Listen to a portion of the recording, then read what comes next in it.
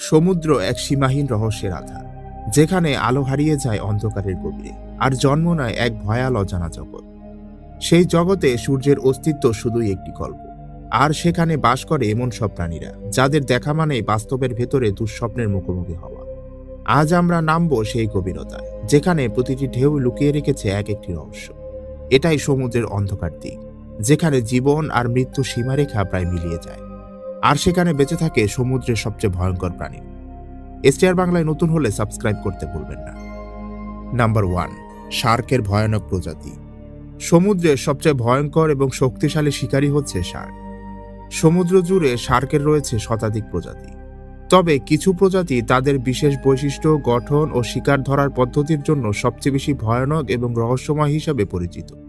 আজ আমরা জানব এমন 3টি শার্ক সম্পর্কে, যেমন great white shark, horn shark এবং গবলিন শার্ক।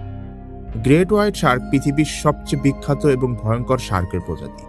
এদের দৈর্ঘ্য সাধারণত 4 থেকে 6 মিটার আর ওজন হয় প্রায় 1 টনেরও বেশি।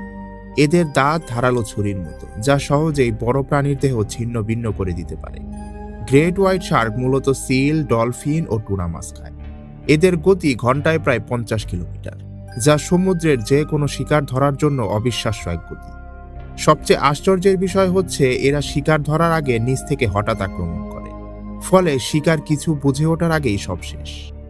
এই প্রজাতিকে সাধারণত অস্ট্রেলিয়া, দক্ষিণ আফ্রিকা, ক্যালিফোর্নিয়া ও জাপানের উপকূলে পাওয়া যায়। যদিও মানুষ তাদের স্বাভাবিক শিকার নয়, তবুও বিশ্বের বহু শার্কের আক্রমণের পেছনে এই প্রজাতির নাম উঠে এসেছে। হর্ন শার্ক তুলনামূলকভাবে শান্ত প্রকৃতির হলেও হর্ন শার্কের নিজস্ব বৈশিষ্ট্য রয়েছে। এটি সাধারণত 1 মিটার লম্বা এবং সমুদ্রের তলদেশে বাস করে। এই শার্ককে বলা হয় বটম ডুয়েলার, অর্থাৎ যারা সমুদ্রের তলায় শুয়ে থাকতে বেশি পছন্দ করে।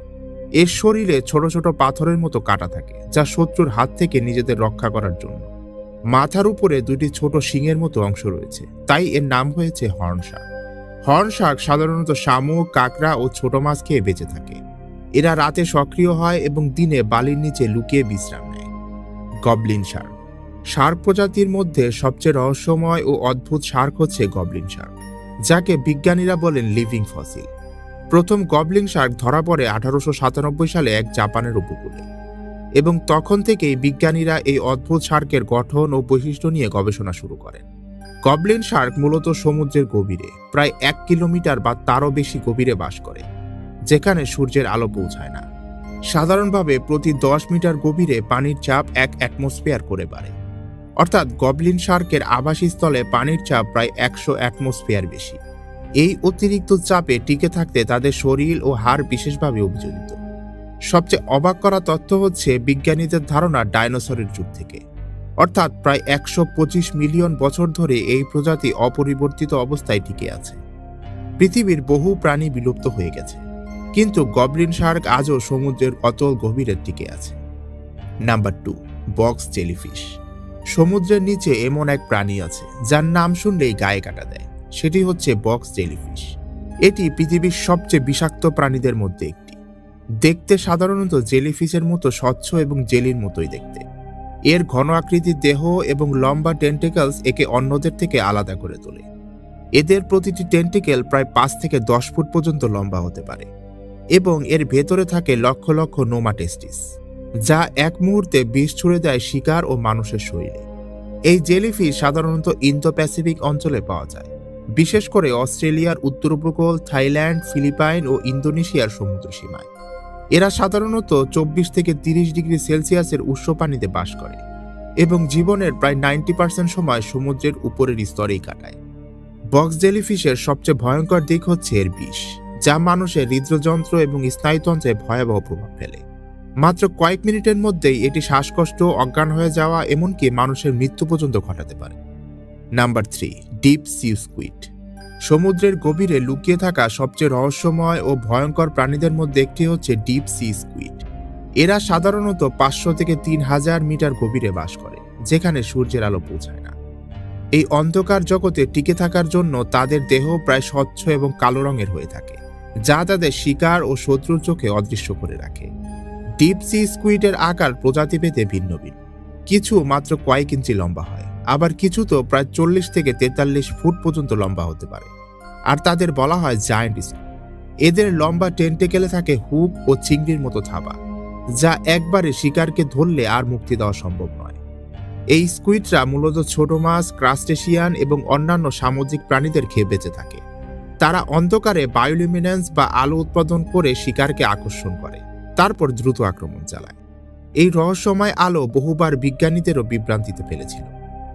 নাম্বার 4, সি স্নেক বা সমুদ্রের বিষাক্ত সাপ।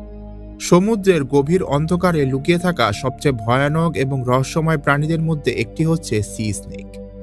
দেখতে সাধারণত স্থলসাপের মতো হলেও তাদের দেহ আরো লম্বা, সরু ও তেলমাখা, যা সমুদ্রে তাদের সাঁতার কাটতে সাহায্য করে।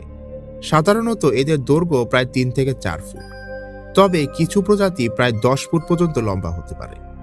সি স্নেক প্রধানত ইন্দো প্যাসিফিক অঞ্চলে পাওয়া যায়, বিশেষ করে অস্ট্রেলিয়া, থাইল্যান্ড, ভারত মহাসাগর, মালয়েশিয়া এবং ফিলিপাইনের উপকূলে। এরা সাধারণত 10 থেকে 15 ফিট গভীরে থাকে, যদিও কিছু প্রজাতি 200 মিটার পর্যন্ত গভীরে নামতে পারে। তাদের শরীরের আঁশগুলো এমনভাবে গঠিত যে পানিতে সহজেই ভেসে থাকতে পারে এবং লবণাক্ততা থেকেও সুরক্ষা পায়। এই সাপ পৃথিবীর সবচেয়ে বিষাক্ত সাপের মধ্যে অন্যতম। এর বিষে থাকা নিউরোটক্সিক সরাসরি স্নায়ুতন্ত্র এবং হৃদযন্ত্রে প্রভাব ফেলে। কামড় খেলে শ্বাসকষ্ট, পেশি অবশ হয়ে যাওয়া, অজ্ঞান হওয়া, এমনকি মৃত্যু পর্যন্ত হতে পারে। তবুও সি স্নেক সাধারণত আগ্রাসী নয়। তারা মানুষের থেকে দূরে থাকতেই বেশি পছন্দ করে। আক্রমণ কেবল আত্মরক্ষার জন্যই তারা করে। সি স্নেকের প্রজনন প্রক্রিয়াও বিশেষ। অধিকাংশ প্রজাতি ভিভিপোরাস, অর্থাৎ তারা পানির নিচে ডিম না পেরে সরাসরি বাচ্চা জন্ম দেয়।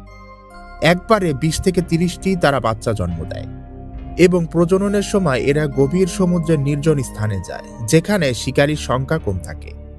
তাদের গড় আয়ুষ্কাল সাধারণত 5 থেকে 10 বছর পর্যন্ত হয়ে থাকে। Number 5, sea octopus. Sea octopus বা সমুদ্রের অক্টোপাস পৃথিবীর সবচেয়ে বুদ্ধিমান এবং রহস্যময় সামুদ্রিক প্রাণীদের মধ্যে অন্যতম। নরম এবং নমনীয় দেহ এবং 8টি লম্বা বাহু এদের বিশেষ চিহ্ন। এদের প্রতিটি বাহুতে থাকে শত শত সেকশন কাপ, যা দিয়ে তারা শিকার ধরে, চলাফেরা করে এবং পাথরে আটকে থাকে।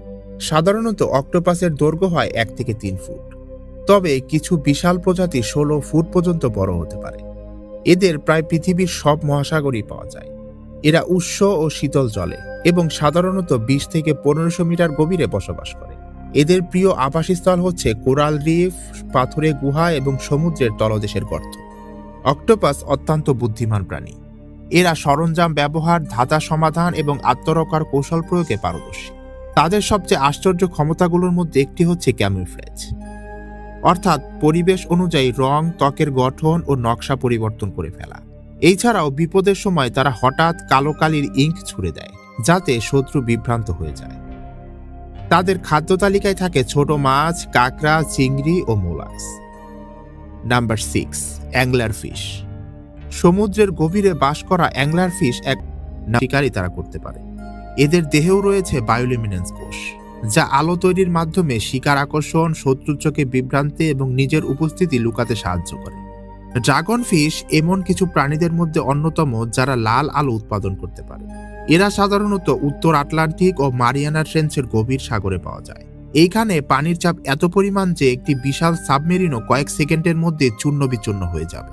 তবে এত ভয়ানক অবস্থার মাঝেও এই প্রাণীগুলো বেঁচে আছে কোটি কোটি বছর ধরে। আজকের ভিডিওটি আপনার কাছে ইনফরমেটিভ লাগলে অবশ্যই এসটিআর বাংলাকে সাবস্ক্রাইব করে রাখুন। দেখা হচ্ছে নতুন এপিসোডে।